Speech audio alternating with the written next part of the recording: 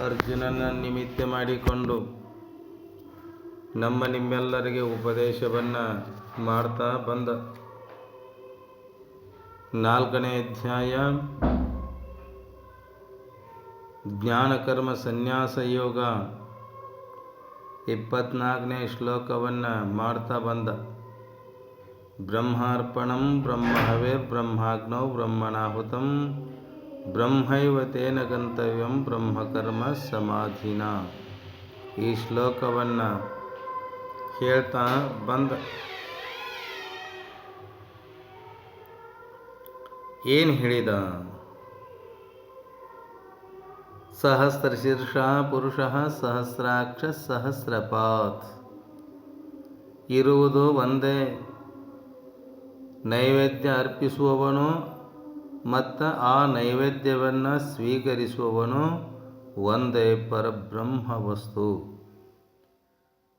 ಏಕದೊಳನೇಕನೇಕದೊಳಗೇಕವ ಲೋಕಿಪಂ ಪರಮ ತತ್ವಂ ಕಂಡಾತಂ ಶೋಕವನಂ ಶೋಕವನಿಗಿಲ್ಲಂ ಮೋಹ ಸಾಕಲ್ಯ ದೃಷ್ಟಿಯದು ಮರಳು ಮುನಿಯ.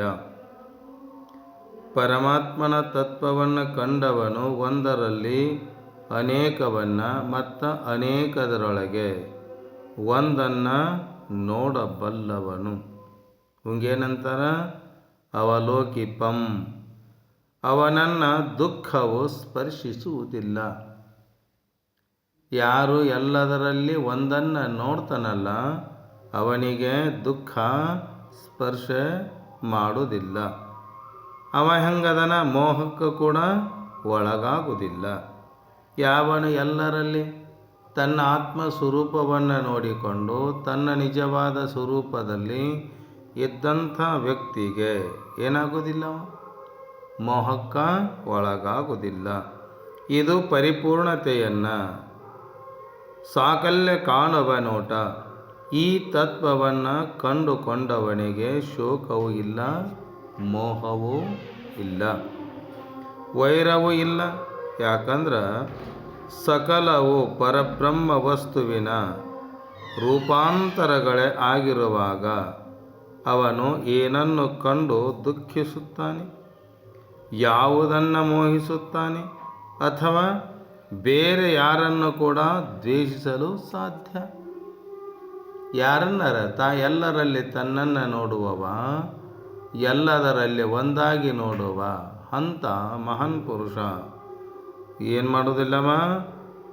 ಮೋಹನೂ ಮಾಡೋದಿಲ್ಲ, ಶೋಕವೂ ಮಾಡೋದಿಲ್ಲ, ವೈರವೂ ಕೂಡ ಅವನಲ್ಲಿರುವುದಿಲ್ಲ, ಯಾರನ್ನು ಕೂಡ ದ್ವೇಷಿಸುವುದಿಲ್ಲ. ಯಾರವ? ಎಲ್ಲರಲ್ಲಿ ತನ್ನನ್ನು ಕಂಡುಕೊಂಡಂಥ ಮಹಾನ್ ಪುರುಷ. ಇದು ಆತ್ಮಜ್ಞಾನಿಯ ಲಕ್ಷಣ ಇದೆಯಲ್ಲ. ಇದನ್ನು ಸಂಪಾದಿಸಿಕೊಳ್ಳುವುದು ಸುಲಭ ಅಲ್ಲ. ಇದನ್ನು ಅಷ್ಟು ಸರಳವಾಗಿ ನಾವು ಸಂಪಾದನೆ ಮಾಡಿಕೊಳ್ಳೋದು ಬಹಳ ಕಷ್ಟಕರ ಆಗೈತಂತಿದ್ದು. ಅಷ್ಟು ಸುಲಭವಾದದ್ದು ಅಲ್ಲ. ಬೇರೆ ಮಾತು, ಸರ್ವಂ ಖಲ್ವಿದಂ ಬ್ರಹ್ಮ. ನಮ್ಮ ಪ್ರತಿನಿತ್ಯದ ಪ್ರತಿಕ್ಷಣದ ನಡವಳಿಕೆಗಳಲ್ಲಿ ಈ ಬ್ರಹ್ಮಮಯ ತತ್ವವನ್ನು ಸದಾಕಾಲವೂ ಜ್ಞಾಪಕದಲ್ಲಿಟ್ಟುಕೊಂಡಿದ್ದಲ್ಲಿ ನಮ್ಮ ಅನೇಕ ತೊಂದರೆಗಳು ನಿವಾರಣೆಯಾಗಿ ಹೋಗ್ತವೆ. ಎಲ್ಲೇ ಆತ್ಮ ಸ್ವರೂಪದಲ್ಲಿ ತಾನು ಕಂಡುಕೊಂಡಂಥ ವಿವರಣೆ ಇದ್ದಾಗ ಅನೇಕ ತೊಂದರೆಗಳು ಕೂಡ ನಿವಾರಣೆ ಆಗ್ತವಂತೆ. ಇದು ಪರಮಾತ್ಮನ ರಾಜ್ಯ. ಇದು ನಮ್ಮ ರಾಜ್ಯ ಅಲ್ಲ, ಇದು ಪರಮಾತ್ಮಂದು. ನಮಗೆ ದೊರಕಿರುವ ಸ್ಥಳದಿಂದ ನಾವೇನು ಮಾಡ್ತೇವೆ? ಅವನ ಸೇವೆಯನ್ನು ನಮ್ಮ ಶಕ್ತಿಗೆ ತಕ್ಕಂತೆ ಮಾಡುವುದೇ ಅವನಿಗೆ ನೈವೇದ್ಯ ಅರ್ಪಿಸಿದಂತೆ. ನಮ್ಗೆ ಸಾಧ್ಯ ಏನೈತಲ್ಲ, ಆ ಭಗವಂತ ಏನೆಲ್ಲ ಕೊಟ್ಟ ನಮಗೆ ಕೊಟ್ಟಿದ್ದನ್ನು ನಾವು ತಿಂದು ಉಂಡು ಏನನ್ನು ಅವನಿಗೆ ನಾವು ಸೇವೆಯನ್ನು ಮೂಲಕವಾಗಿ ಮಾಡ್ತೇವಲ್ಲ, ನಮ್ಮ ಶಕ್ತಿಗೆ ತಕ್ಕಂತೆ ನಾವು ಏನು ಕೆಲಸ ಮಾಡ್ತೀವಿ ಅವನಿಗೆ ನೈವೇದ್ಯ ಅರ್ಪಿಸಿದಂತೆ ಆಕತ್ತಂತು. ಆ ನೈವೇದ್ಯದಲ್ಲಿ ನಾವು ಅವನ ಭಾಗಿಗಳು. ಜ್ಞಾನಿಯು ಮಾಡುವ ಎಲ್ಲ ಕರ್ಮಗಳು ಯಜ್ಞವೇ. ನಾವು ಮಾಡುವ ಕರ್ಮಗಳೇನದವ ನಮ್ಮ ಸ್ವಾರ್ಥಕ್ಕಾಗಿ ಮಾಡ್ತೇವಲ್ಲ, ನಮಗೆ ಬೇಕಂತ ನಾವು ಮಾಡ್ತೇವಲ್ಲ, ಇವು ಏನಾಗೋದಿಲ್ಲ, ಯಜ್ಞ ಆಗೋದಿಲ್ಲ.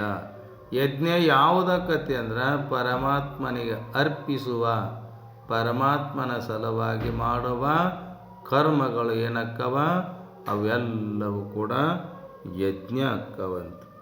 ಆ ಯಜ್ಞದ ಎಲ್ಲ ಅವಯವಗಳು ಕೂಡ, ಉಪಕರಣಗಳು ಕೂಡ ಏನಾಗ್ಯಾವು, ಬ್ರಹ್ಮಮಯವಾಗಿವೆ.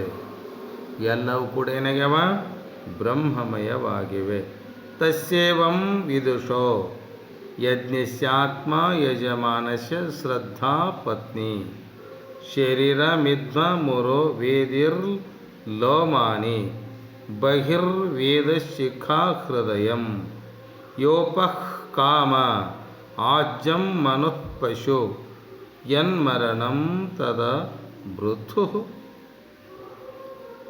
ಏನಂತಾರ ಅವರು, ತಸ್ಯ ಏವಂ ವಿದುಷಃ, ಜ್ಞಾನಿಯ ಯಜ್ಞ ರೂಪದ ಸ್ವರೂಪ ಹೀಗೆಂದಿದ್ದಾರೆ. ಏನಂದಾರ ಅವರು, ಈ ಯಜ್ಞಕ್ಕೆ ಆತ್ಮ ಚೈತನ್ಯವೇ ಯಜಮಾನ. ಆತ್ಮ ಚೈತನ್ಯ ಏನಿದೆಯಲ್ಲ, ಎಲ್ಲರ ಹೃದಯದಲ್ಲಿ ಚೈತನ್ಯ ಇದೆ, ಚೇತನ ಇದೆಯಲ್ಲ, ಅದು ಈ ಯಜ್ಞಕ್ಕೆ, ಯಾವ ಕರ್ಮ ಮಾಡುವ ಯಜ್ಞಕ್ಕೆ, ಭಗವಂತನಿಗೆ ಅರ್ಪಿಸುವ ಯಜ್ಞಕ್ಕೆ ಆತ್ಮ ಚೈತನ್ಯವೇ ಯಜಮಾನ. ಯಜ್ಞ ಮಾಡಲು ಸಪತ್ನಿಕನೇ ಅಧಿಕಾರಿಯಾದ್ದರಿಂದ ಶ್ರದ್ಧಾವೆಂಬ ಪತ್ನಿ. ಆ ಯಜ್ಞವನ್ನು ಮಾಡಬೇಕಾದ್ರೆ ಶ್ರದ್ಧೆ ಎಂಬ ನಮಗೆ ಪತ್ನಿ ಬೇಕಂತ.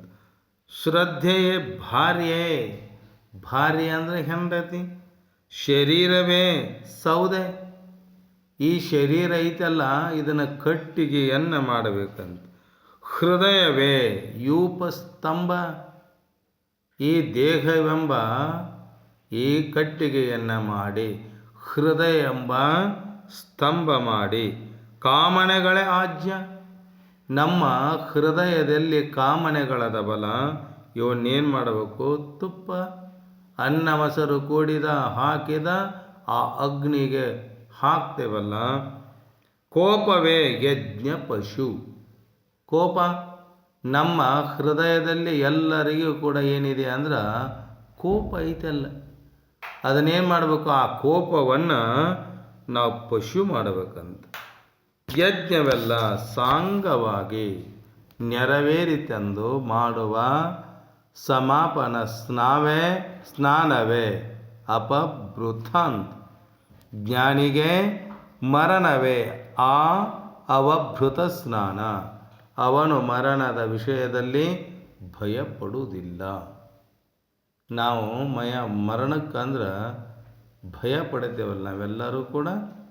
ಅದಕ್ಕೆ ಜ್ಞಾನಿಗೆ ಮರಣವೇ ಮಹಾನವಮಿ ಅಂತ. ನಾವು ಕೂಡ ಮರಣಕ್ಕೆ ಅಂಜಬಾರ್ದಂತಾರೆ ಅವರು. ವಿಷಯದಲ್ಲಿ ಭಯಪಡೋದು ಯಾವುದೋ, ಅವನ ಮರಣದ ವಿಷಯದಲ್ಲಿ ಭಯಪಡುವುದಿಲ್ಲ. ಯಾರೋ ತನ್ನ ನಿಜವಾದ ಸ್ವರೂಪವನ್ನು ತಿಳಿದುಕೊಂಡು ತಾನು ಪರಮಾತ್ಮನ ಸಲುವಾಗಿ ಮಾಡುವಂಥ ಜ್ಞಾನಿ ಏನದನಲ್ಲ, ಈ ಮರಣದ ವಿಷಯದಲ್ಲಿ ಭಯಪಡುವುದಿಲ್ಲ. ಅದಕ್ಕೆ ಪ್ರತಿಯಾಗಿ ಅವಭೃತ ಸ್ನಾನ ಮಾಡುತ್ತಿರುವವನು ಯಜ್ಞ ಸಾಂಗವಾಗಿ ನೆರವೇರಿತೆಂದು ಹೇಗೆ ಸಂತೋಷ ಪಡ್ತಾನಲ್ಲ, ಹಾಗೆ ತನ್ನ ಜೀವನವು ಕೂಡ ಬ್ರಹ್ಮಾರ್ಪಿತವಾಯಿತೆಂದು ಸಂತೋಷ ಪಡ್ತಾನಂತ. ಯಾರು? ಆ ಜ್ಞಾನಿಯಾದಂಥ ಪುರುಷ. ಅರ್ಜುನ, ನೀನಾದರೂ ಕೂಡ ಏನಾಗು, ಆ ಜ್ಞಾನಿಯಂತೆ ಜೀವನವನ್ನು ಮಾಡು, ಕರ್ಮವನ್ನು ಮಾಡು. ಅದಕ್ಕೆ ಆತ್ಮ ಚೈತನ್ಯವೇ ಯಜಮಾನ ಅಂತ ಹೇಳಿದರು. ಯಜ್ಞ ಮಾಡಲು ಸಪತ್ನಿಕನೇ ಅಧಿಕಾರಿಯಾದ್ದರಿಂದ. ಅದಕ್ಕೆ ಹೆಂಡತಿ ಗಂಡ, ಅದು ಯಾವುದು ಹೆಂಡತಿ ಯಾವುದು ಗಂಡ? ಆತ್ಮ ಚೈತನ್ಯವೇ ಗಂಡ. ಅದರಲ್ಲಿ ಶ್ರದ್ಧಾ ಎಂಬ ಪತ್ನಿ ಆಕೆ ಹೆಂಡತಿ. ಶರೀರವೇ ಸೌದೆ, ಹೃದಯವೇ ಯೂಪಸ್ತಂಭ, ಎಲ್ಲೇ ಆ ಯಜ್ಞ ಮಂಟಪದಲ್ಲಿ. ಆ ಯಜ್ಞವನ್ನು ಮಾಡಬೇಕಾದ್ರೆ ಇಷ್ಟೆಲ್ಲ ವ್ಯವಸ್ಥೆಯನ್ನು ನಾವು ಮಾಡ್ಕೋಬೇಕಂತ. ಕಾಮನೆಗಳೇ ಆಜ್ಯ, ಕೋಪವೇ ಯಜ್ಞ ಪಶು. ಆ ಅಗ್ನಿಗೆ ಆ ಕೋಪವನ್ನು ಹಾಕಿದಾಗ ಆ ಪಶುವನ್ನು ಬಲಿ ಕೊಟ್ಟಂತೆ. ಅದಕ್ಕೆ ನಮ್ಮಲ್ಲಿ ಏನಿರಬಾರ್ದು? ಮೋಹ, ಮಮತೆ, ಕಾಮ, ಕ್ರೋಧ, ಲೋಭ, ಮೋಹ, ಮದ, ಮತ್ಸರಗಳು ಎಲ್ಲವೂ ಕೂಡ ಬಿಟ್ಟು ಹೋಗಬೇಕಂತ. ಕೋಪವೇ ಯಜ್ಞ ಪಶು. ಯಜ್ಞವೆಲ್ಲ ಸಾಂಗವಾಗಿ ನೆರವೇರ್ತಂದ್ರೆ ಸಮಾಪನವೇ ಸ್ನಾನ. ಜೀವತಃ ಯಸ್ಯ ಕೈವಲ್ಯಂ ವಿದೇಹೇ ಸ ಕೇವಲಃ ಯತ್ಕಿಂಚಿತ್ ಪಶ್ಯತೋ ಭೇದಂ ಭಯಂ ಭ್ರೂತೆ ಯಜುಶ್ರುತಿ. ಜೀವತಃ ಯಸ್ಯ ಕೈವಲ್ಯಂ ವಿದೇಹೇ ಸಹ ಚ ಕೇವಲಃ ಯತ್ಕಿಂಚಿತ್ ಪಶ್ಯತಃ ಭೇದಂ ಭಯಂ ಭ್ರೂತೆ ಯಜುಃ ಶ್ರುತಿ. ಬದುಕಿರುವಾಗ ಯಾವನಿಗೆ ಕೈವಲ್ಯ ಉಂಟಾಗಿರುವುದು? ಕೈವಲ್ಯ ಅಂದರೆ ನಮ್ಮ ನಿಜವಾದ ಸ್ವರೂಪವನ್ನು ತಿಳಿದುಕೊಂಡು ಆ ಭಗವಂತನನ್ನು ನಾವು ಕೂಡಿ ಇರುವುದು ಏನೈತಲ್ಲ, ಇದಕ್ಕೆ ಕೈವಲ್ಯ. ಮೋಕ್ಷ, ಸರ್ವ ದುಃಖದ ನಿವೃತ್ತಿ, ಪರಮಾನಂದದ ಪ್ರಾಪ್ತಿ ಏನೈತಲ್ಲ, ಇದು ಕೈವಲ್ಯ. ಸರ್ವ ದುಃಖಗಳ ಅಡಗಿ ಹೋಗ್ಯಾವ, ಸದಾ ಆನಂದದ ಸುಖದಲ್ಲಿ ತನ್ನ ನಿಜವಾದ ಸ್ವರೂಪದಲ್ಲಿ ಸದಾ ಅದನಲ್ಲ, ಅವಂಗೇನಂತಾರ? ಕೈವಲ್ಯ ಸ್ವರೂಪವನ್ನು ಹೊಂದಿದವನು. ಕೇವಲಸ್ಯ ಭಾವ ಕೈವಲ್ಯಂ. ತನ್ನ ನಿಜವಾದ ಸ್ವರೂಪವನ್ನು ಬಿಟ್ಟು ಈ ಜಗತ್ತಿನಲ್ಲಿ ಏನು ಇಲ್ಲ ಅಂತ ತಿಳಿದುಕೊಂಡು ಆ ದುಃಖಗಳು ಹೋಗ್ಯವಲ್ಲ, ಹೊಳ್ಳೆ ಬಂದಿರಬಾರದು. ಸಿಕ್ಕಂಥ ಸುಖ ಎಂದೆಂದು ನಾಶವಾಗಲಾರದು. ಅದು ಯಾವುದು? ನಿಜವಾದ ಸುಖ. ಅದು ಮೋಕ್ಷ, ಅದು ಕೈವಲ್ಯ. ಬದುಕಿರುವಾಗ ಯಾವನಿಗೆ ಕೈವಲ್ಯ ಉಂಟಾಗಿದೆಯೋ ಅವನಿಗೆ ದೇಹಾನಂತರವಾದ ಮೇಲೂ ಕೈವಲ್ಯ ಉಂಟಾಕತ್ತಂದ್ರೆ ಸ್ವಲ್ಪ ಭೇದವನ್ನು ನೋಡುವವನಿಗೂ ಕೂಡ ಭಯವಿದೆ. ಅದ್ರಾಗ ಇನ್ನೂ ಆಗೈತೆ ಇಲ್ಲ ಅಂಥೇಳಿ ನನಗೆ ಇನ್ನೂ ಸುಖ ದುಃಖ ಆಕೈತಿ, ನನಗೆ ಅಂಥ ನಿಜವಾದ ಸುಖಕ್ಕೆ ನಾ ಹೋಗೇನ ಇಲ್ಲ ಅಂಥೇಳಿ ಇನ್ನೂ ಸಂಶಯ ಇತ್ತಂದ್ರೆ ಹಂಗೇನಾಗೋದಿಲ್ಲ, ಭಯ ಹೋಗಿರುವುದಿಲ್ಲ. ಅದಕ್ಕೆ ಭೇದವನ್ನು ನೋಡುವವನಿಗೆ ಭಯ ಇದೆ ಅಂತ. ಅದಕ್ಕೆ ಯಜುರ್ವೇದ ಶ್ರುತಿಯು ಕೂಡ ಹೀಗೆ ಹೇಳ್ತಿದೆ, ಊಟ ಮಾಡುತ್ತಿರುವವನು ಬ್ರಹ್ಮಣೇ. ಈಗ ಊಟವನ್ನು ಮಾಡ್ತಾನಲ್ಲ ಅವನು ಬ್ರಹ್ಮಣೇ, ಅದನ್ನು ಬಡಿಸುತ್ತಿರುವವನು ಬ್ರಹ್ಮಣೇ, ಅವನೇ. ಎಲ್ಲವೂ ಬ್ರಹ್ಮ ರೂಪಗಳಷ್ಟೇ ಎನ್ನುವುದನ್ನು ತಿಳಿಸ್ತಾ ಇದೆ ಈ ತತ್ವ. ಇರುವುದೆಂದು ಮದು ದಿಟದೊಳೊಂದು ಒಂದು ಮೆರೆಯುವುದದು ಎತ್ತೆತ್ತಲುಂ ಲಕ್ಷ ಲಕ್ಷ ಸ್ಥಿರ ಸತ್ಯಚರ ಮಾಯೆ ಎರಡು ಓಲು ತೋರಿ ಇರುವುದು ಸ್ಥಿರಮಂದು ಮರುಳು ಮುನಿಯ. ಯಾವಾಗಲೂ ಇರತಕ್ಕಂತಹ ವಸ್ತು ಅದು. ಅದು ಏನು? ಅದು ನಮ್ಮ ಸ್ವರೂಪ, ನಮ್ಮ ನಿಮ್ಮೆಲ್ಲರ ಸ್ವರೂಪ, ಸತ್ಯ ಸ್ವರೂಪ, ನಿಜವಾದ ಸಚ್ಚಿದಾನಂದ ಸ್ವರೂಪ. ಅಂಥ ಸ್ವರೂಪ ಅದೇನಿದೆ ಸದಾ ಇರುವಂಥದ್ದು ಆಗಿದೆ. ಅದು ನಿಜವಾಗಿ ಅದು ಒಂದೇ ಹೌದು. ಹೌದಂದ್ರೆ ಈ ದೇಹ ಬರುವಕ್ಕಿಂತಲೂ ಕೂಡ, ಈ ಜಗತ್ತು ಸೃಷ್ಟಿ ಆಗುವಕ್ಕಿಂತಲೂ ಕೂಡ ಮೊದಲ ಅದು ಒಂದೇ ಇತ್ತು. ಈಗ ಎರಡಾಗಿ ತೋರ್ತಂದಾಗ ಈಗ ದೃಶ್ಯ ಪದಾರ್ಥಗಳು ಏನದವಲ್ಲ ಇವು ಸತ್ಯವಾಗಿ ಇರುವಂಥವು ಅಲ್ಲವೇ ಅಲ್ಲ. ಯಾವುದು ಸತ್ಯ ಸ್ವರೂಪವಾಗಿದೆ, ಯಾವುದು ಮೂರು ಕಾಲದಲ್ಲಿದೆ, ಅದು ನಮ್ಮ ನಿಮ್ಮೆಲ್ಲರ ಸ್ವರೂಪ, ಅದು ಆತ್ಮ ಸ್ವರೂಪ, ಅದು ಎಂದೆಂದೂ ಕೂಡ ನಾಶವಾಗಲಾರದಂಥ ಸ್ವರೂಪ, ಅದು ಬ್ರಹ್ಮ ಸ್ವರೂಪ. ಅದು ಏನಿದೆ ನಿಜವಾಗಿ ಅದು ಒಂದೇ ಹೌದು. ಆದರೆ ಲಕ್ಷಾಂತರ ರೂಪಗಳನ್ನು ತಾಳಿ ಮೆರೆಯುತ್ತಿದೆ. ಶಾಶ್ವತವಾಗಿರುವ ಸತ್ಯ ಮತ್ತು ಚಲಿಸುವ ಮಾಯೆ ನಮ್ಮ ಕಣ್ಣುಗಳಿಗೆ ಎರಡಂತೆ ಕಂಡು ಬರ್ತದಲ್ಲ. ಶಾಶ್ವತವಾಗಿರುವುದು ಅದು ಒಂದೇ ಒಂದು ಮಾತ್ರ. ಯಾವುದದು? ಅದು ಬ್ರಹ್ಮ ಸ್ವರೂಪ, ಅದು ನಿತ್ಯ ಸ್ವರೂಪ, ಅದ್ವಯ ಸ್ವರೂಪ, ಅದು ನಮ್ಮ ನಿಮ್ಮೆಲ್ಲರ ಆತ್ಮಸ್ವರೂಪ. ಏಕದೊಳನೇಕವನ್ ಅನೇಕದೊಳಗೇಕವನ್ ಸ್ವೀಕರಿಸಿ ತಾಣದರೊಳೊಂದನು ಬೆರೆದು ಸಾಕಲ್ಯದಿಂದೆಲ್ಲ ನೋಡು ಆತ್ಮಜ್ಞಂಗೆ ಶೋಕ ವೈರಿಗಳಲ್ಲಿ ಮರುಳ ಮುನಿ. ಒಂದರಲ್ಲಿ ಬಹುವಾಗಿರುವುದನ್ನು ಮತ್ತು ಬಹುವಾಗಿರುವುದರಲ್ಲಿ ಒಂದನ್ನು ಅಂಗೀಕರಿಸಿ ತಾನು ಅದರೊಂದೊಂದರೊಳು ಸೇರಿಕೊಂಡು ಪರಿಪೂರ್ಣತೆಯ ದೃಷ್ಟಿಯಿಂದ ಎಲ್ಲವನ್ನ ಕಾಣುವ ಆತ್ಮಜ್ಞಾನಿಗೆ ದುಃಖ ಮತ್ತು ದ್ವೇಷಗಳೆಲ್ಲಿರ್ತಾವಪ್ಪ? ಆತ್ಮಜ್ಞಾನಿಗೆ, ತನ್ನ ನಿಜವಾದ ಸ್ವರೂಪವನ್ನು ತಿಳಿದಂತಹ ಜ್ಞಾನಿಗೆ, ಹಂತ ಮಹಾತ್ಮನಿಗೆ ದ್ವೇಷಗಳರ ಎಲ್ಲೆ, ದುಃಖಗಳರ ಎಲ್ಲೆ? ಹೇ ಅರ್ಜುನ, ಅದರಂತೆ ನೀನಾಗು. ಭೋಜನದಿ ಪರಮ ಭೋಜನ ಪರಬ್ರಹ್ಮರಸ ಯಾಚಿಸಲ್ಕೆ ನೀಲಿರತ್ಪದುದನುಂಡು ಬಳಿಕ ತ್ಯಾಜಕ ತ್ಯಾಗ ಸಂತ್ಯಾಜ್ಯ ಭೇದಗಳಿರದೆ ರಾಜನೀಂ ಜಗಕ್ಕೆಲ್ಲ ಮಂಕುತಿಮ್ಮ. ಊಟದಲ್ಲಿ ಬಹು ಉತ್ತಮವಾದದ್ದು ಪರಬ್ರಹ್ಮಣ ಸಾರ. ಬ್ರಹ್ಮಣ ಸಾರ, ಪರಬ್ರಹ್ಮಣ ಸಾರ. ಅದನ್ನು ಉಂಡ ನಂತರ ಬೇಡಲು ಯಾಚಿಸಲು ಬೇರೇನು ಇರುವುದಿಲ್ಲ. ಅದನ್ನು ಪಡೆದುಕೊಂಡ ನಂತರ ಇನ್ನೊಂದು ಬೇಡುವ ವ್ಯವಹಾರ ಅಲ್ಲಿ ಇರುವುದಿಲ್ಲ.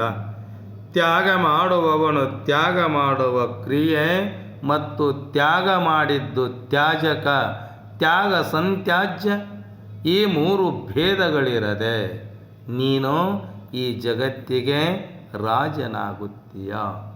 ಹೇ ಅರ್ಜುನ, ನೀನು ಈ ಜಗತ್ತಿಗೆ ನೀನೇ ರಾಜ. ಒಮ್ಮೆ ಹೂದೋಟದಲ್ಲಿ, ಒಮ್ಮೆ ಕಳೆ ಕೂಟದಲ್ಲಿ, ಒಮ್ಮೆ ಸಂಗೀತದಲ್ಲಿ, ಒಮ್ಮೆ ಶಾಸ್ತ್ರದಲ್ಲಿ, ಒಮ್ಮೆ ಸಂಸಾರದಲ್ಲಿ, ಮತ್ತೊಮ್ಮೆ ಮೌನದಲ್ಲಿ ಬ್ರಹ್ಮಾನುಭವಿಯಾಗೋ ಮಂಕುತಿಮ್ಮ. ಒಂದು ಸಲ ಹೂವಿನ ತೋಟದಲ್ಲಿ, ಇನ್ನೊಂದು ಸಲ ಸ್ನೇಹಿತರ ಸಂತೋಷ ಕೂಟದಲ್ಲಿ. ನೀನೇನಾಗೋ ಸಂತೋಷದಲ್ಲಿ, ಹೂವಿನ ತೋಟದಲ್ಲಿ. ಆ ಹೂವಿನ ತೋಟದೊಳಗೆ ನಾವು ಹೋದಾಗ ಎಲ್ಲ ಹೂಗಳ ಮಕರಂದವನ್ನು ಸವಿಸಿದಾಗ ಎಷ್ಟು ಆನಂದ. ಅಲ್ಲೇನಿದೆ?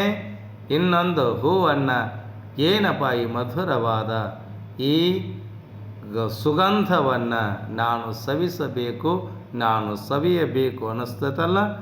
ಇನ್ನೊಂದು ಸಲ ಸ್ನೇಹಿತರ ಸಂತೋಷ ಕೂಟದಲ್ಲಿ, ಈ ಸ್ನೇಹಿತರದರಂದಾಗ ಎಲ್ಲರ ಸಂತೋಷದಿಂದ ಪ್ರೀತಿಯಿಂದ ಅದರ ಮಾತನಾಡುವ ಮಾತುಗಳು ಹೆಂಗಾಗ್ಯಾವ? ಮೃದುವಾಗ್ಯಾವ. ಅಂಥ ಮಾತುಗಳನ್ನು ಕೇಳಿದಾಗ ಮನಸ್ಸಿಗೆ ಹೇಗೆ ಸಂತೋಷಕತ್ತಲ್ಲ, ಅದರಂತೆ ಮತ್ತೊಮ್ಮೆ ಸಂಗೀತ ಕಚೇರಿಯಲ್ಲಿ ಸಂಗೀತ ಕೇಳುವಾಗ ಮನಸ್ಸಿಗೆ ಉಲ್ಲಾಸ ಆಗುವುದಿಲ್ಲೇ? ಎಷ್ಟು ಸಂತೋಷಕತೆ. ಇನ್ನೊಮ್ಮೆ ಶಾಸ್ತ್ರಗಳನ್ನು ಓದುವುದರಲ್ಲಿ ನಮ್ಮ ನಿಜವಾದ ಸ್ವರೂಪವನ್ನು ತಿಳ್ಕೋಬೇಕಂಥೇಳಿ ನಾನಾ ಥರದ ಶಾಸ್ತ್ರಗಳನ್ನು ಅಧ್ಯಯನ ಮಾಡ್ತೇವಲ್ಲ, ಆ ಶಾಸ್ತ್ರವನ್ನು ಓದಿದಾಗ, ಅದು ತಿಳಿದಾಗ ನಮಗೆಷ್ಟು ಸಂತೋಷಕತ್ತಲ್ಲ. ಕೆಲವು ಸಲ ಸಂಸಾರದಲ್ಲಿ, ಇನ್ನು ಕೆಲವು ಸಲ ಮೌನವಾಗಿ ಚಿಂತನೆ ಮಾಡುತ್ತಾ ಆ ಪರಬ್ರಹ್ಮನ ಇರುವಿಕೆಯನ್ನು ಅನುಭವಿಸು ಅರ್ಜುನ. ನಿನ್ನ ಜೀವನದೊಳಗೆ ನೀನೇನು ಮಾಡೋ? ಅನುಭವಿಸು. ಇನ್ನು ಮುಂದೆ ಸ್ವಾಮಿ 12 ವಿಧವಾದ ಯಜ್ಞಗಳನ್ನು ನಮಗೆ ಹೇಳ್ತಾನೆ. ಯಾರೋ ಶ್ರೀಕೃಷ್ಣ ಪರಮಾತ್ಮ ಯಜ್ಞಗಳನ್ನು ಕುರಿತು ನಾನಾ ಥರವಾಗಿ ನಮ್ಮ ನಿಮ್ಮೆಲ್ಲರಿಗೆ ಹಂತ ಯಜ್ಞಗಳನ್ನು ಹೇಳ್ತಾನಲ್ಲ. ಆ ಯಜ್ಞಗಳು ಯಾವುವು? ಅಂಥ ಯಜ್ಞಗಳನ್ನು ಮಾಡೋಣದರಿಂದ ನಮಗೆ ನಿಜವಾದ ಸುಖ ಯಾವುದು ಅನ್ನೋದು ಕೂಡ ಗೊತ್ತಾಗತ್ತಂತೆ. ಅಂಥ ಜೀವನದಲ್ಲಿ ನಾವೇನು ಮಾಡಬೇಕು? ಯಜ್ಞಗಳನ್ನು, ಯಾಗಗಳನ್ನು ನಮ್ಮ ಜೀವನ ಪರ್ಯಂತರವಾಗಿ ನಾವು ಮಾಡಿ ಅಂಥ ಜೀವನದಲ್ಲಿ ಈ ನಿಜವಾದ ವ್ಯವಸ್ಥೆಯನ್ನು ಮಾಡಿಕೊಂಡು ನಾವು ಜೀವನವನ್ನು ಮಾಡಬೇಕಂತ. ದೈವಮೇವಾಪರೇ ಯಜ್ಞಂ ಯೋಗಿನಃ ಪರ್ಯುಪಾಸತೆ ಬ್ರಹ್ಮಾಜ್ಞಾವಪರೇ ಯಜ್ಞಂ ಯಜ್ಞೇನೈವೋಪಜುಹ್ವತಿ. ದೈವಂ ಏವ ಅಪರೇ ಯಜ್ಞಂ ಯೋಗಿನಃ ಪರ್ಯುಪಾಸತೆ ಬ್ರಹ್ಮಾಗ್ನೌ ಅಪರೇ ಯಜ್ಞಂ ಯಜ್ಞೇನ ಏವ ಉಪಜುಹ್ವತಿ. ಅಪರೇ ಬೇರೆ, ಯೋಗಿನಃ ಯೋಗಿ ಜನರು, ದೈವಂ ದೇವತೆಗಳ ಪೂಜಾರೂಪವಾದ ಯಜ್ಞಂ ಏವ ಯಜ್ಞವನ್ನೇ ಪರ್ಯುಪಾಸತೆ ಚೆನ್ನಾಗಿ ಅನುಷ್ಠಾನ ಮಾಡ್ತಾರೆ. ಮತ್ತು ಅಪರೇ ಬೇರೆ ಯೋಗಿ ಜನರು ಬ್ರಹ್ಮಾಗ್ನೌ ಪರಬ್ರಹ್ಮ ಪರಮಾತ್ಮ ರೂಪವಾದ ಅಗ್ನಿಯಲ್ಲಿ ಯಜ್ಞೇನ ಏವ ಅಭೇದ ದರ್ಶನ ರೂಪಿ ಯಜ್ಞದ ಮೂಲಕವೇ ಯಜ್ಞಂ ಆತ್ಮರೂಪಿ ಯಜ್ಞದ ಉಪಜುಹ್ವತಿ ಹೋಮವನ್ನು ಮಾಡ್ತಾರೆ. ಅದಕ್ಕೆ ಹೇ ಅರ್ಜುನ, ನೀನು ಹೀಗೆ ತಿಳಿದುಕೋ. ಕೆಲವು ಸಾಧಕರು ಭಗವದ್ ಉಪಾಸನೆ ಎಂಬ ಮಾನಸ ಯಜ್ಞವನ್ನು ಆಚರಣೆ ಮಾಡ್ತಾರೆ. ತಮ್ಮ ಮನಸ್ಸಿನಲ್ಲಿ ಆ ಭಗವಂತನ, ತಮ್ಮ ಆತ್ಮಸ್ವರೂಪಿಯಾದ ಆ ಭಗವಂತನ ಆರಾಧನೆಯನ್ನು ತಮ್ಮ ಮನಸ್ಸಿನಲ್ಲಿ ಸಾಧಕರು ಮಾಡ್ತಾರೆ. ಭಗವಂತನನ್ನೇ ಯಜ್ಞರೂಪ ಎಂದು ಪೂಜೆ ಮಾಡ್ತಾರೆ. ಅವರು ಯಾರೋ ಸಾಧಕರು ತಮ್ಮ ನಿಜವಾದ ಸ್ವರೂಪವನ್ನು ತಿಳಿಯಬೇಕು, ನನ್ನ ನಿತ್ಯ ಸುಖವನ್ನು ತಿಳಿಯಬೇಕು. ಹಗಲು ರಾತ್ರಿ ಎನ್ನದೆ ಕಷ್ಟಪಟ್ಟು ಸಂಸಾರದಲ್ಲಿ ಇದ್ದರೂ ಕೂಡ ಏನು ಮಾಡ್ತಾರೆ ಅವರು? ನನ್ನ ನಿಜವಾದ ಸ್ವರೂಪವನ್ನು ನಾನು ತಿಳಿದುಕೊಂಡು ನಿತ್ಯ ಸುಖಿಯಾಗಬೇಕು, ಆ ಮೋಕ್ಷದ ಸುಖವನ್ನು ಪಡಿಬೇಕು ಅಂತ ಹಗಲು ರಾತ್ರಿ ಎನ್ನದೇ ಮಾಡ್ತಾರವರು ಪ್ರಯತ್ನ ಮಾಡ್ತಾರೆ. ಕೆಲವರು ಬೆಂಕಿ ರೂಪದ ಭಗವಂತನಲ್ಲಿ ಹೋಮಿಸುವ ಮೂಲಕ ಬಾಹ್ಯ ಯಜ್ಞದಿಂದ ಯಜ್ಞ ನಾಮಕ ಭಗವಂತನನ್ನು ಪೂಜೆ ಮಾಡ್ತಾರೆ. ಹೊರಗಿನ ಏನು ಮಾಡ್ತಾರವರು? ಬಾಹ್ಯ ಯಜ್ಞ. ಬಾಹ್ಯ ಅಂದರೆ ಹೊರಗೆ, ಅಂತಂದ್ರೆ ಒಳಗೆ. ಇಂಥ ಭಗವಂತನ ನಾಮವನ್ನು, ನಾಮಕವಾದ ಆ ಪರಮಾತ್ಮನನ್ನು ಪೂಜೆ ಮಾಡ್ತಾರೆ. ಯಜ್ಞ ನಾಮಕ ಭಗವಂತನಿಂದಲೇ ಬಾಹ್ಯ ಯಜ್ಞವನ್ನು ಆಚರಣೆ ಮಾಡ್ತಾರೆ. ಅದಕ್ಕಾಗಿ ಆ ಪರಮಾತ್ಮನನ್ನು ಕೂಡುವಾಗಿ, ಆ ಪರಮಾತ್ಮನನ್ನು ಕಾಣುವ ಸಲುವಾಗಿ.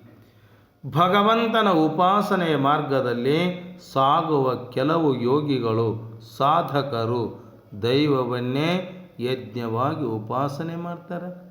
ಪರಮಾತ್ಮನನ್ನು ಕುರಿತೇನು ಮಾಡ್ತಾರೆ ಅವರು? ಇವನೇ ನಮ್ಮ ದೈವ, ಇವನೇ ನಮ್ಮ ಸ್ವರೂಪ ಅಂಥೇಳಿ ಆ ಕೆಲವು ಸಾಧಕರು ಕೂಡ ಆ ಭಗವಂತನ ಉಪಾಸನೆಯನ್ನು ಮಾಡ್ತಾರೆ. ನಿರಂತರ ಅಂತರಂಗದಲ್ಲಿ ಭಗವಂತನ ಉಪಾಸನೆಯೇ ಅವರ ಯಜ್ಞ. ಇದು ಒಂದು ಯಜ್ಞ ಅಂತ. ಏನೆಲ್ಲ ಕೊಟ್ಟಾನವ ಪರಮಾತ್ಮ, ಏನೆಲ್ಲ ಕೊಟ್ಟು ನಮಗಿಷ್ಟೆಲ್ಲ ಕೊಟ್ಟಾನಲ್ಲ, ಅವನ ಚಿಂತನೆಯನ್ನು ಮಾಡುವ, ಅವನ ಧ್ಯಾನವನ್ನು ಮಾಡುವ, ಅವನನ್ನು ಕುರಿತು ತಪಸ್ಸನ್ನು ಮಾಡುವ, ಇದು ಒಂದು ಯಜ್ಞ ಅಂತ. ಇದಕ್ಕೆ ಯಾವ ಬಾಹ್ಯ ಪರಿಕರ ಬೇಡ. ಇದು ಧ್ಯಾನ ರೂಪ ಯಜ್ಞ ಅಂತ. ಧ್ಯಾನ ಆ ಪರಮಾತ್ಮನ, ನಮ್ಮ ನಿಮ್ಮೆಲ್ಲರ ಸ್ವರೂಪವಾಗಿರುವ ಧ್ಯಾನವನ್ನು ಮಾಡಿ ಆ ಚಿಂತನೆ ಮಾಡೋದೇನೈತಲ್ಲ, ಅದಕ್ಕೂ ಏನಂತಾರೆ? ಧ್ಯಾನ ರೂಪ ಯಜ್ಞ ಅಂತಾರೆ.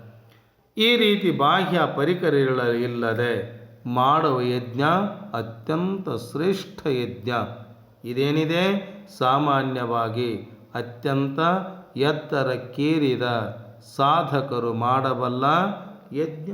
ತಿಳಿದವರು, ಬಲ್ಲವರು, ಯೋಗಿಗಳು, ಋಷಿಗಳು ಮಾಡುವ ಯಜ್ಞ ಇದು.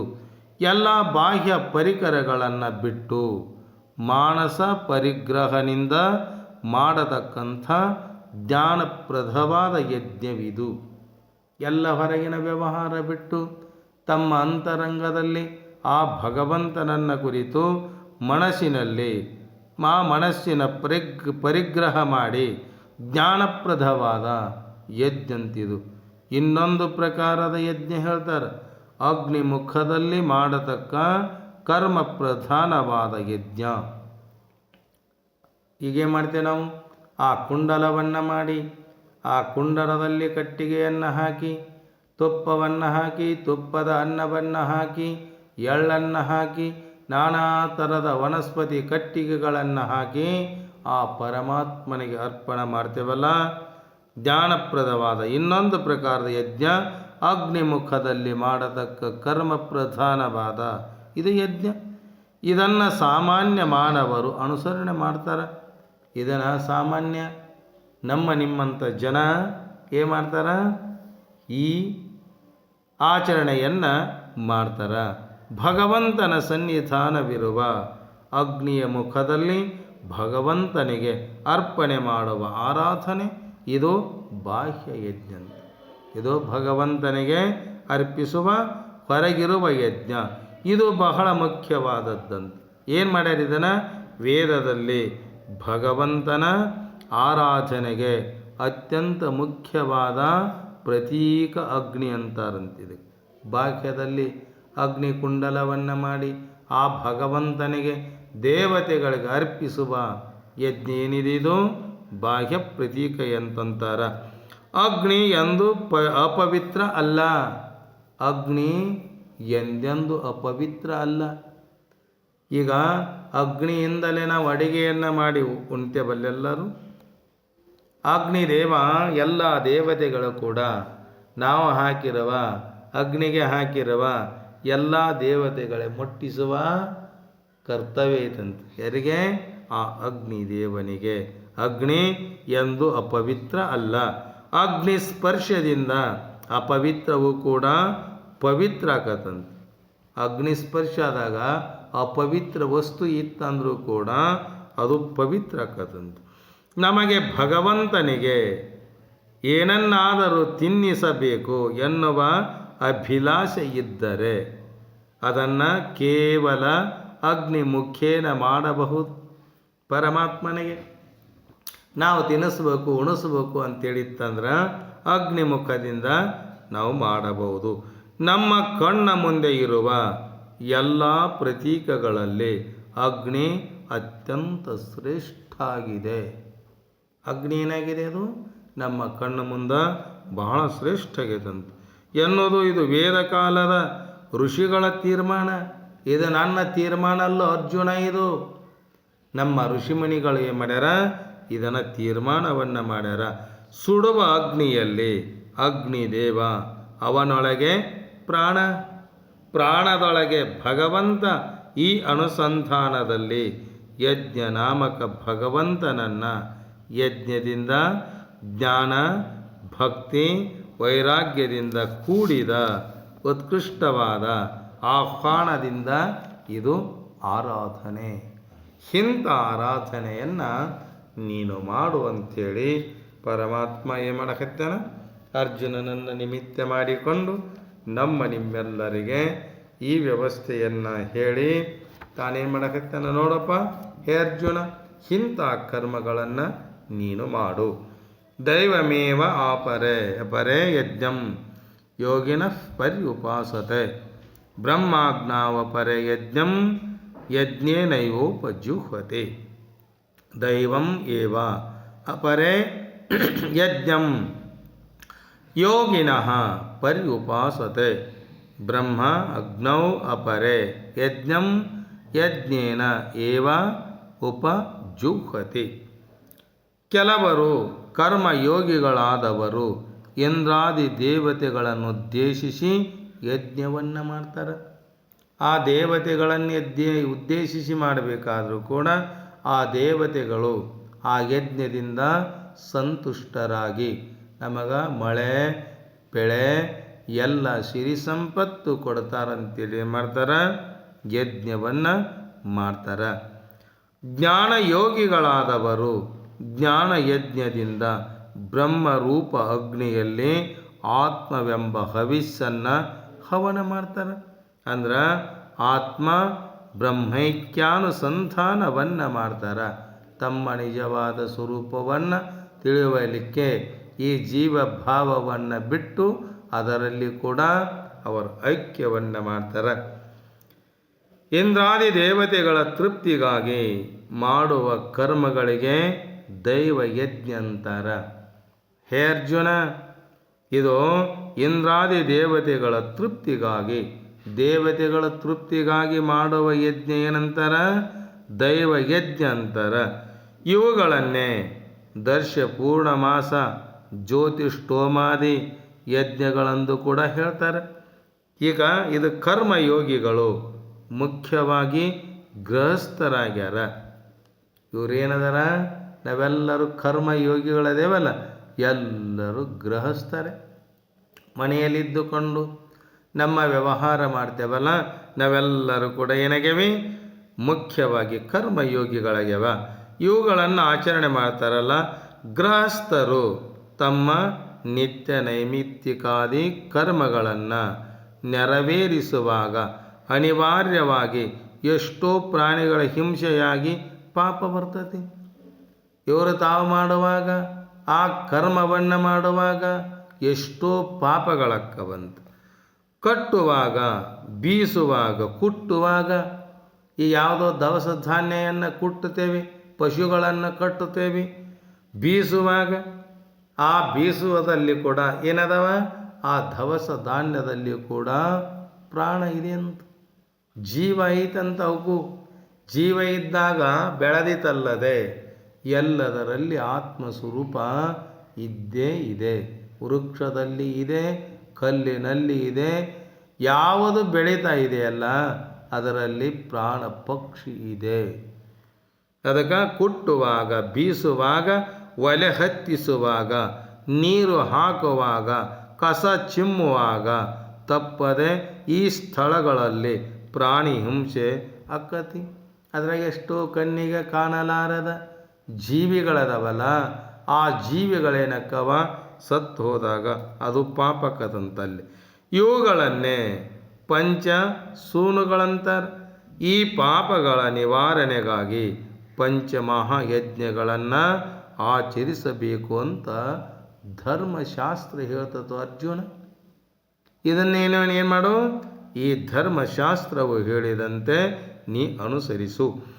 ಪ್ರಪಂಚ ಒಂದು ಆದಾನ ಪ್ರದಾನ ಸಂಸ್ಥೆ, ಅನ್ಯೋನ್ಯ ವಿನಿಮಯದಿಂದಲೇ ಜಗತ್ತು ಸುಖಂಡಿತವಾಗಿ ನಿಂತಿದೆ, ಸುಸಂಘಟಿತವಾಗಿ ನಿಂತಿದೆಯಲ್ಲ.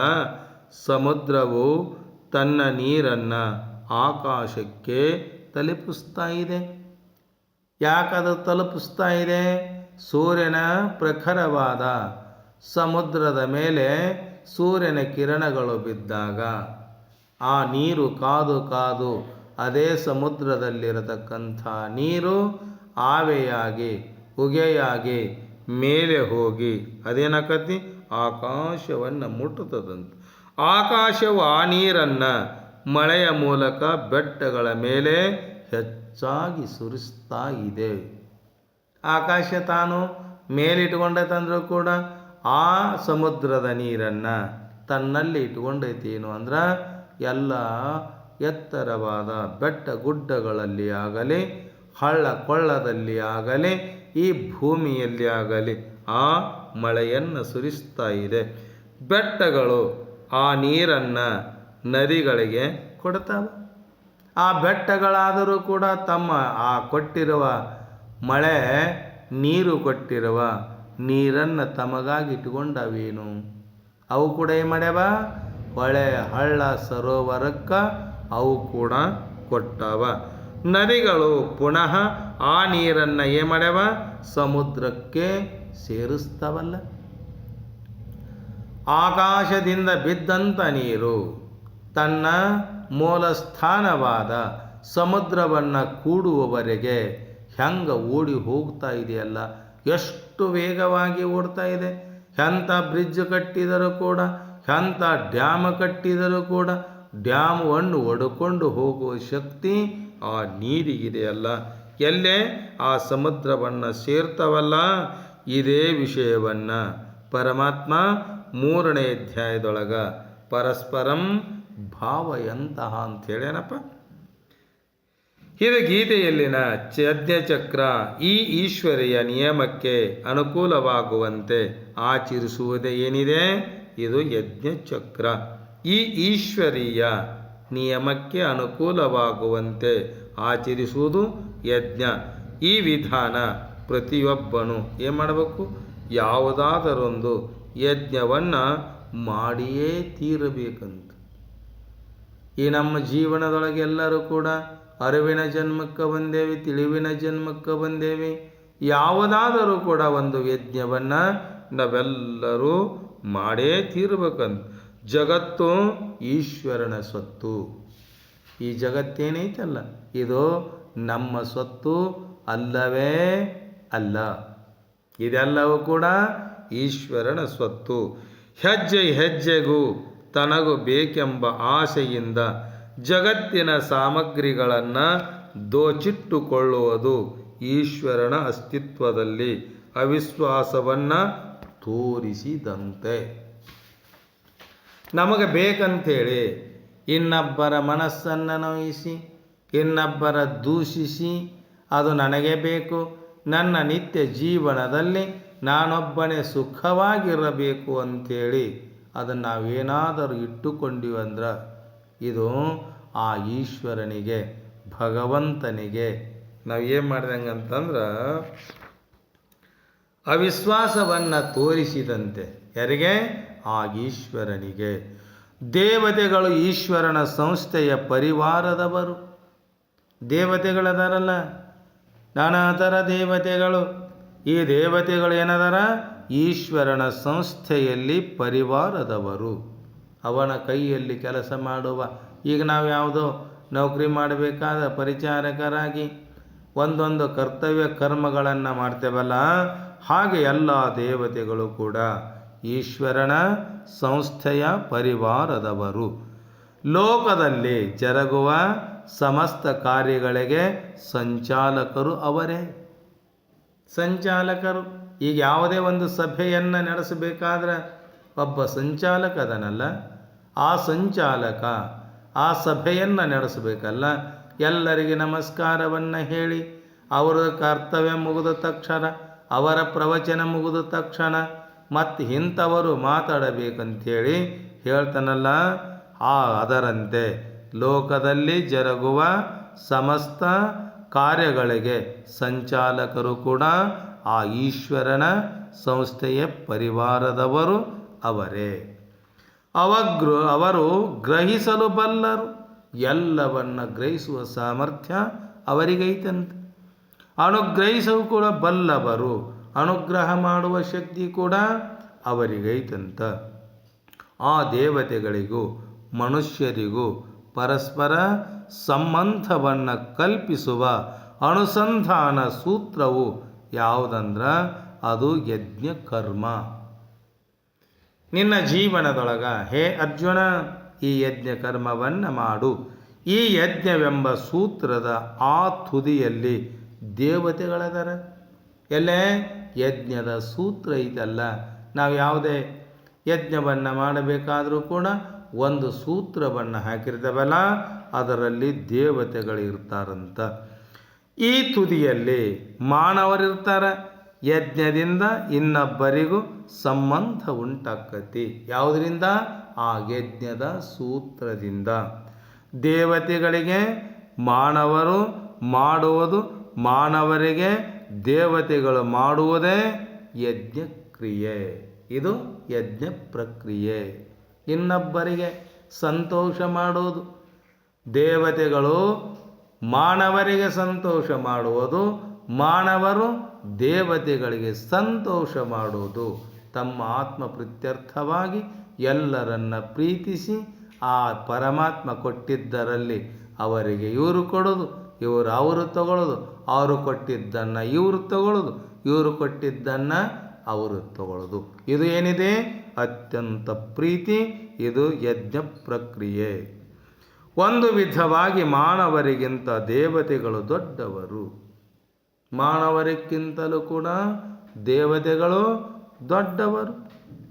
ಆದರೆ ಮಾನವರಿಗೆ ಮುಂದುವರೆಯಲು ಅವಕಾಶ ಇರುವುದಿಲ್ಲ. ಯಾಕ? ಅವರು ಕೊಟ್ಟಾಗ ಮುಂದುವರಿಬೇಕಲ್ಲ ಅಂತಿರ್ತಾನೆ ನೋಡು. ಏನಪ್ಪ ಭಗವಂತ, ನಾನು ಇಷ್ಟೆಲ್ಲ ಕಷ್ಟಪಟ್ಟು ಮಾಡಿದೆ, ನನಗೇನು ಕೊಟ್ಟಿಲ್ಲ ಅಂತನಲ್ಲ. ಕೊಟ್ಟಾಗ ಬದುಕಬೇಕಲ್ಲ. ಕೊಡದಿದ್ದರೆ ನೀ ಕೊಟ್ಟಾಗ ಅವರು ಕೊಡ್ತಾರ, ನೀನ ಕೊಟ್ಟಿಲ್ಲ ಅಂದ್ರೆ ಅವ್ರು ಹೆಂಗೆ ಕೊಡ್ತಾರಪ್ಪ? ಭಗವಂತ ಏನೆಲ್ಲ ಕೊಟ್ಟಾನಲ್ಲ, ಆ ಕೊಟ್ಟಿದ್ದನ್ನು ನನಗ ಬೇಕಂತ ನೀನಿಟ್ಟುಕೊಂಡರೆ ಅವ ಹೆಂಗೆ ಕೊಡ್ತಾನೆ? ಹೋಗುವಾಗಾರ ನಾವು ತೊಗೊಂಡು ಹೋಗ್ತೇವೇನಿದೆ? ಹೋಗೋದಿಲ್ಲ. ಎಲ್ಲವೂ ಕೂಡ ಇಲ್ಲೇ ಬಿಟ್ಟು ಹೋಗ್ತೇವಲ್ಲ. ಆ ಕೊಟ್ಟಿದ್ದು ಅದಕ್ಕೆ ಅಂದಾರ ಅವರು, ಕೊಟ್ಟಿದ್ದು ತನಗೆ ಬಚ್ಚಿಟ್ಟಿದ್ದು ಪರರಿಗೆ. ಕೊಟ್ಟಿದ್ದು ಕೆಟ್ಟಿತು ಎನಬೇಡ, ಮುಂದೆ ಕಟ್ಟಿಹುದು ಬುತ್ತಿ ಸರ್ವಜ್ಞ ಅಂತ ಕವಿಗಳು ಹೇಳ್ಯಾರ.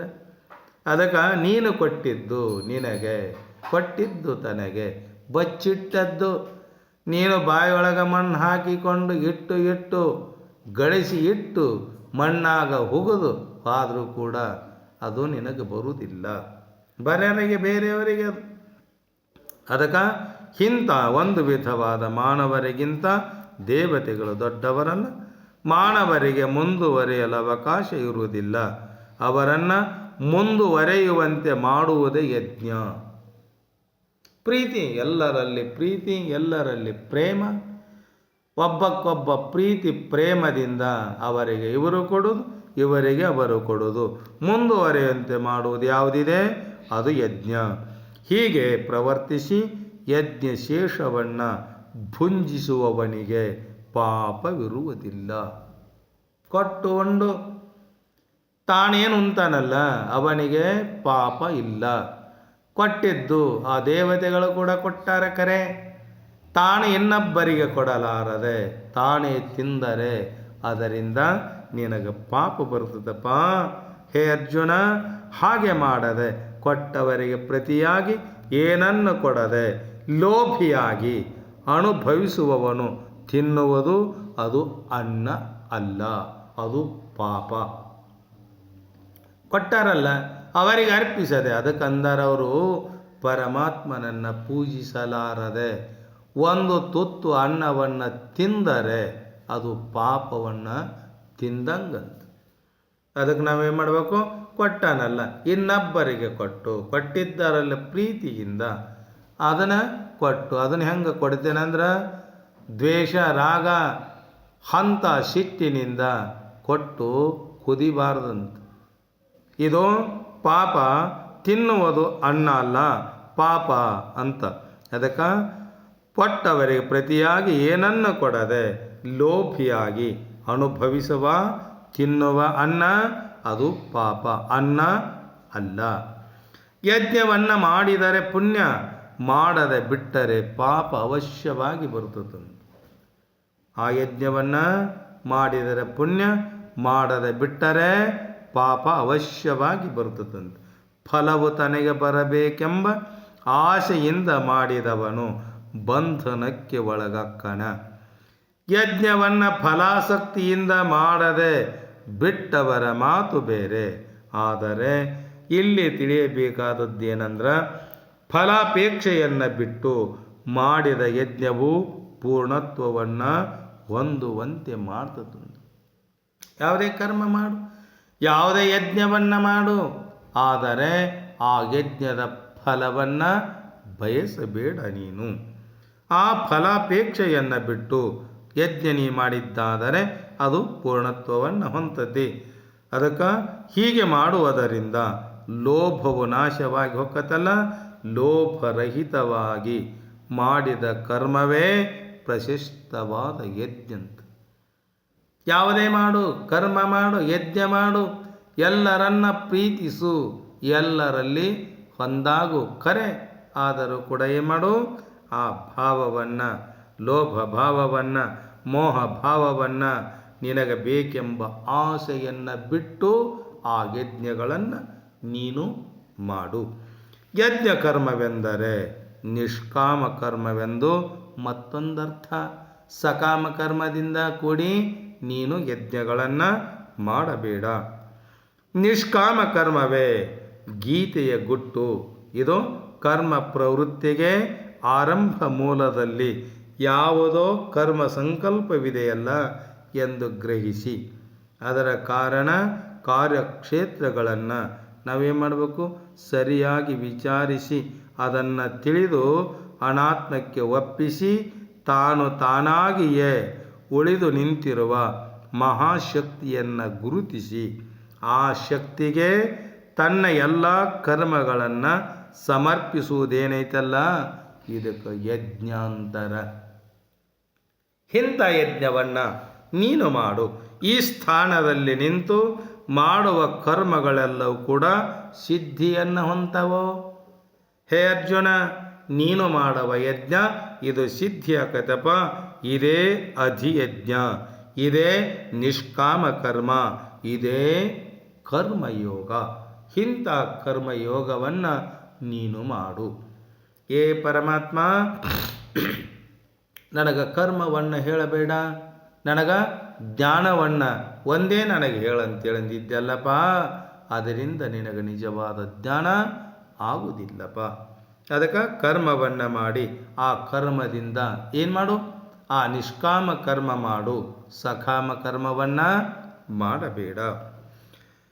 ಕರ್ಮಯಜ್ಞಗಳನ್ನು ಆಚರಿಸುವುದರಿಂದ ಮಾನವನ ಎಲ್ಲ ಪಾಪಗಳು ಹೊಕ್ಕವಂತು.